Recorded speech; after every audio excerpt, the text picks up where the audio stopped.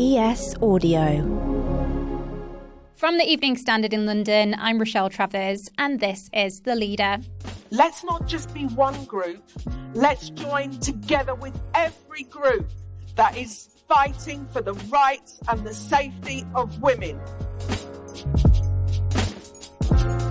It's this energy, positivity and solidarity that will help us change the world. To mark International Women's Day, we're finding out the story behind London's Women of the World Festival. The event, run by the WOW Foundation, celebrates the achievements of women and girls, but also confronts global gender injustices. Starting out in London back in 2010, it has since grown exponentially and is now held in 30 locations across 6 continents. During that time, the likes of Malala Yousafzai, Annie Lennox, Patrick Stewart, Baroness Doreen Lawrence and Selma Hayek have all taken part. This year's London Festival runs from Friday the 10th of March until Sunday the 12th at the Southbank Centre. Jude Kelly is the founder and CEO of the WOW Foundation, and she's been explaining how she came up with the initial idea over 13 years ago. Well, I was the artistic director of the Southbank Centre, which is the largest centre for culture in Europe. And bearing in mind that in 3 generations, my family went from my grandmother leaving school when she was 12 to me running the Southbank Centre. That's an incredible journey of social progress for people, but for women. And I was incredibly excited about the realisation that, we do make progress if we keep fighting and urging forward. However, it was also 13 years ago at a time when an awful lot of people, particularly like in the global north, were sort of saying, well, we've kind of done equality, we're nearly there, we've sort of sorted this out now, shame for everybody else, but, we're okay. And I just had to say, sorry, that is absolutely not true. We've got so many issues, A, that we need to join forces on globally, and B, that we need to look in our own backyard about. And I also wanted to celebrate girls and women, because so much of the sort of story of feminism and human rights generally, of course, lands you into a kind of plaintive victim space, because, there's a lot to be angry and sad about. But I also know that women have done incredible things all through history, unrecognized, unheralded, made invisible again, but absolutely amazing things, despite being told that we're not equal. So I wanted to say, if you're a woman, a woman, then let's celebrate the incredible achievements. And that's how I called it WOW. Kind of like, wow, it is amazing what we've done so far. Let's not stop. Jude, how did you put all that into action then and actually start to create this festival? I always have loved festivals because I really believe that, you say the word festival and people kind of go, oh, that's got joy, happiness, food, drink, spontaneity. And so I didn't want to have a conference. I didn't want to have a kind of forum, because there's plenty of those about plenty of subjects.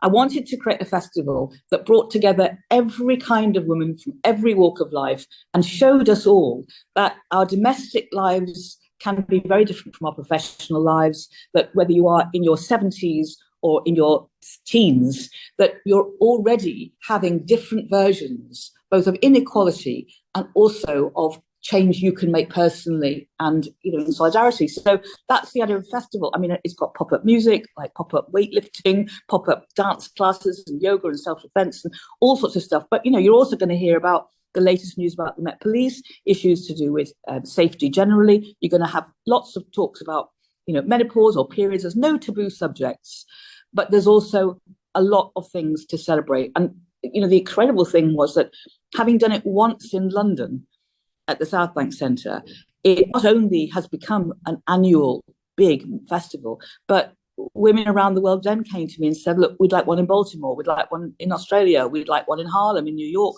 we'd like one in Turkey, and so on and so on. Bangladesh, Sri Lanka, Pakistan, Somaliland. It's been incredible for me to see how this idea of festival and celebration chimes with girls and women all over the world, because they are proud of what's been achieved. What are some of the things you've done at WOW that you're most proud of? Well, I've met lots of young women who've come to me and said, by the way, I came to WOW when I was 14, I came to WOW when I was 17, I came to WOW when I was 20, and now I am. And it was a litany of amazing achievements. And they often say, it really literally changed my life, because I suddenly saw the pattern of inequality and how it affects different people in different ways. And I took it on as one of my causes. And I also meet like women who are grandmothers who sort of go, I finally realized that, I've done like 70 years where I've done nothing but think about caring for the people. And I suddenly realized that actually I need to care for myself. So there's lots of stories individually from all over the world. But we've got an exhibition on at the moment around King's Cross, which is 100 great women from around the world who, if you like, become wow leaders. And if you look at, what they're doing, everything from kind of forensic medicine to astrophysics to, incredible craft work, you'll see that wow has given them a platform and a meeting space for saying we exist and this is who we are. And loads of offshoots, people starting their own programs, their own initiatives. I mean, the Women's Equality Party sprung up at WOW 8 years ago. Lots of entrepreneurs started up because WOW gave them the confidence. So numerous examples.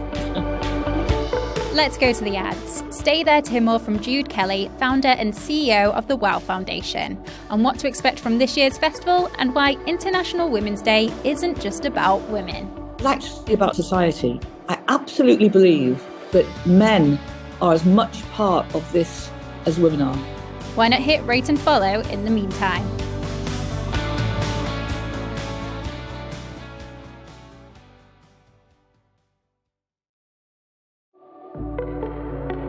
Welcome back. Jude, let's focus on this year's London's WOW Festival now at the Southbank Centre. What are the things on offer for people this time? It runs from Friday morning through to Sunday evening. And for those of you who aren't familiar with the WOW Festival, you can come and get what they call a day pass, a bit like going to Glastonbury. You get your wristband and then in you go.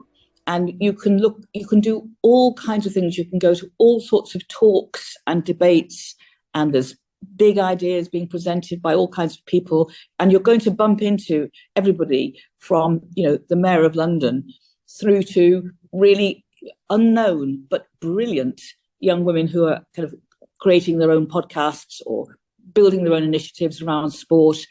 And it's a real fun education. So you can get your wristband and go in, and you can go to any session.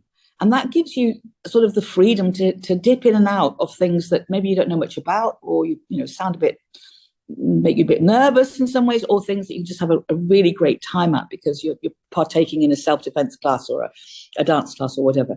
And then in the evenings, there's a separate ticketed items. So, for example, Friday night, we've got Fee and Jane, with their podcast. We've got Roxane Gay on Sunday night. We've got lots of different activities that you can, it's everything from stand-up comics to very serious debate. Why do you think International Women's Day and the WOW Festival are still needed? Women aren't equal anywhere in the world. And you're a woman, so you're probably sometimes one feels quite baffled. Why is it that we've been told that, we have to be second class in wages, second class in childcare issues, second class in, political legislation? Why is that still now in the 21st century? So I think that we've got to keep on addressing over and over again violence against women, issues to do with poor research around women's health. There's no end to the things that inequality brings to you, both as an individual and in society. And you need to keep alerting people to it. Now, of course, yes, International Women's Day is about women, but I want to stress that it's actually about society.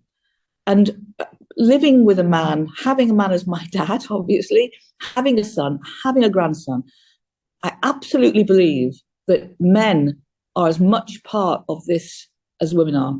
We can't make an equal world one-sidedly. Everybody has to be involved.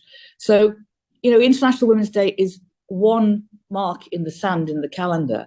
But what I find gratifying is that over and over again, we are noticing that now, every single day, issues that were only raised on the 8th of March are now raised.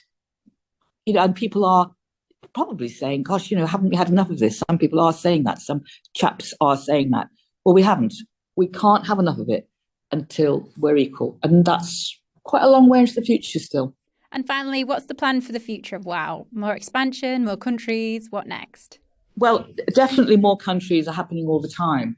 So we're opening WOW Athens for the first time in April, about WOW Seychelles, who have a huge and complex story going on there about climate change and the impact it has on communities, particularly women.